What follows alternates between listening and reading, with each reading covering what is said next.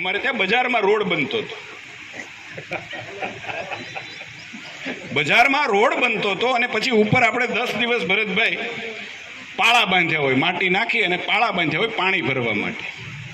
એ પાણી ભરવા માટેના પાળા હતા, એ ખોલીને એમાં પાણી ગયું. એમાં તો એક ભાઈ, અહીંયા વિડીયો માસ્ટરો બહુ છે, એણે વિડીયો મૂક્યો કે સાવરકુંડલાનું નવું સ્નાનાગર. એ અમને હાવ અકલમઠ્ઠા જ સમજતા છે.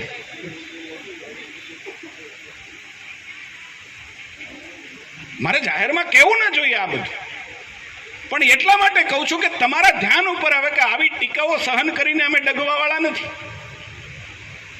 અને કોઈ પણ ચૂંટણી આવે એટલે આ ભાદરવાના ભીંડાની જેમ આ 4-5 ફોટોગ્રાફર અને 4-5 વિડીયોગ્રાફર ઊભા થાય જ છે. કઈ પાર્ટીમાંથી આવતા હશે ને કયા ના હશે ને એ તો મને ખબર નથી, પણ હમણાં નગરપાલિકા આવશે એટલે વળી પાછું ચાલુ થાય. 8-9 મહિના પછી નગરપાલિકા આવશે, જિલ્લા પંચાયત, તાલુકા પંચાયત, એટલે બધું ચાલુ થવાનું છે પાછું.